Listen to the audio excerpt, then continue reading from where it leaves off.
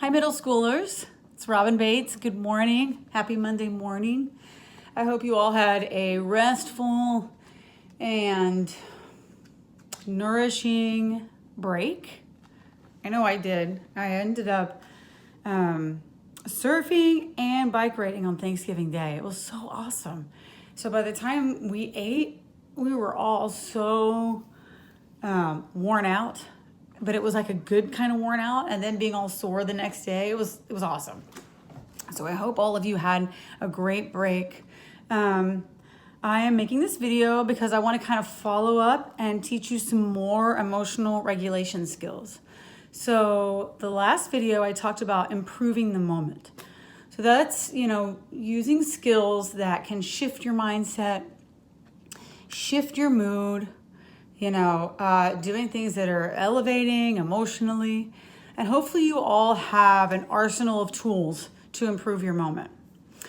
But there are times when we have really intense emotions where we have completely flipped our lid. So we're not able to think. I mean, have you ever gotten so upset that you can't make a decision, you're kind of checking out? I know I have. So you're either extremely angry, or you're extremely scared, or you're having extreme emotions. There are some tools to get you in a mind state where you can then use your improved skills, right? So this is the first step to kind of get you where you can start your improved skills. So what we're going to talk about is, so your body has two nervous systems. One is the parasympathetic nervous system, and the other one is the sympathetic nervous system. So when your body's in this sympathetic nervous system, it is a nervous system that is put in place to help you survive a crisis. So it involves sending blood from your intestines to all your major muscles so that you can either run away or you can fight. Sending blood from your frontal lobes into your midbrain where all your strong instincts are. It increases your heart rate and your breathing, and your pupils change. And it's basically, it's an ancient system, right? Because we used to really need it to get away from prey. But we don't, most of the time that our sympathetic nervous system gets activated, we don't really need it. It actually can sort of be a barrier to us being able to come up with solutions that we need. The parasympathetic nervous system is the system that's active when we are in a calm state. So this is the system that's in place when we are recovering, when we are rebuilding. So our intestines are working strongly. Our heart rate is slowed down, our breathing has slowed down, and our frontal lobes are working. And so we're able to think logically, we're able to think step at a time, and we're at a calm, relaxed state.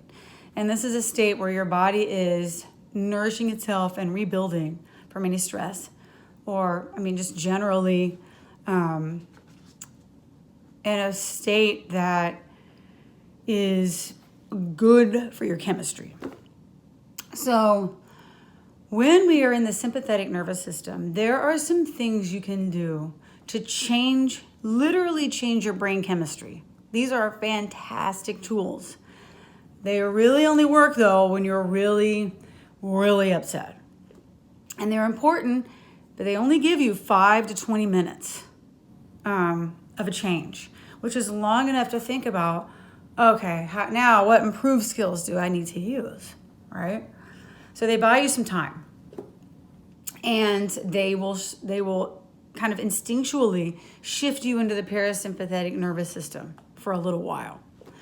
So the acronym for these tools is called TIP, T.I.P. And you might have heard this before. So if so, then just take this as a reminder.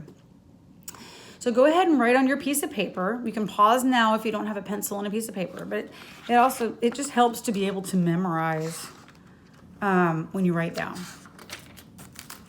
So you're gonna write T.I.P.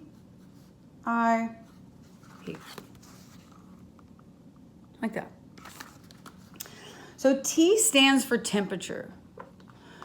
So this is a really weird one, but it really works.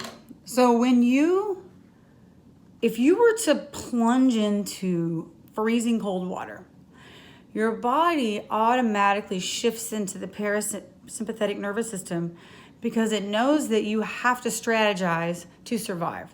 You need your head. You need your head in the game. You got to think about, how am I going to get out of this? I'm not going to fight my way out of cold water, right? So if you can simulate that experience and trick your brain into thinking that, you can actually get into that parasympathetic nervous system. And you do it by either you lean over and you either put really, really cold, freezing something on your face and hold your breath for a second. Some people who really practice this, especially people who really do end up, or have a tendency to get anaphylaxis, they have like a bowl of ice and they literally plunge their head into the bowl of ice and hold their breath for a few seconds. And that's all it takes. And the body's like, oh, we're here. And you can get, it's amazing how your body will calm down.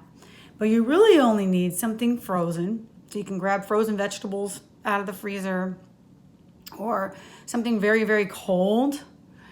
And you can just put it on your face and lean over for a few seconds and hold your breath. That is one that you can remember. Extreme temperature, cold. Some people even just put cold in their hands and hold their breath. And sometimes that's enough. Okay? So like holding a piece of ice in your hand and holding your breath. Okay. I stands for intense exercise. So when we're in our sympathetic nervous system, it's a system that's activating our major muscle groups and preparing us to fight or run away or freeze. So when you run in place really fast, just for like 20 minutes, or do push-ups for 20 minutes, or do something really active, obviously you don't want to overdo it, right? But something really active for about 20 minutes, it tricks your brain into thinking, oh, we got away, or we fought off the danger. And it will naturally calm down. For 5 to 20 minutes, it just shifts back into the parasympathetic nervous system because you tricked it into thinking that the threat is gone. The perceived threat is gone. So P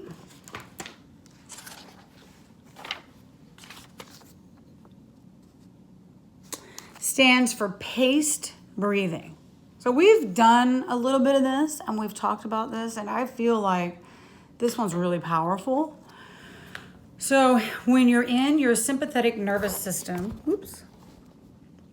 your breathing increases, right? And your heart rate increases. But we have some control over our breathing. That's the beauty of this. So when you breathe in for a shorter amount of time than you breathe out, so you breathe out longer than you breathe in, you actually can slow your heart rate down. So let's say you breathe in for a count of 4 and you breathe out for a count of 6 or 8. Breathe back in for a count of 4. Breathe out for a count of 6 to 8. Then you do that for a couple of minutes. You have slowed your heart rate, which then tricks your brain into thinking, oh, okay, we're shifting into parasympathetic nervous system now. We're calming down. The threat is gone. So those are 3 ways that you can intervene the system and kind of like throwing a monkey wrench into the sympathetic nervous system and slowing the whole thing down and shifting your brain chemistry back into your calm state. But you only have a few minutes. So while you're there, you can say, oh, what are my improved skills? Okay, I'm going to take a walk. I'm going to smell the trees, right? Or I'm going to get on YouTube and watch my favorite, YouTube channel while curled in a blanket, or I'm going to talk to someone that I really care about, that I know I can trust. I'm going to talk to an adult. So it gives you time to get into action, into your improved skills. So just remember, your tips skills are for when you're feeling extreme emotions, and we all do. We all get in those states, The other day, I had someone almost run into me in the car. And I was like afraid and angry at the same time, right? but I was driving. So how long can I really be in that state and safely drive, right? So I couldn't get ice, obviously, and I really couldn't do intense exercise because I'm driving. So what did I do? I did pee. I did my paced breathing to calm myself back down. And of course, my brain was like, oh, the threat is gone, which it really was gone, right? And nothing actually happened. Nothing happened. Nobody got hurt. Nothing was damaged. So I was able to calm down and then think to myself, you know what? When I get home, I'm going to have a cup of tea. I'm going to just settle myself down, and I'm going to maybe take some things off my plate this afternoon. And that's exactly how it works. Okay? So I look forward to seeing all of you in your groups, and I hope you have a wonderful week, and see you later. Bye.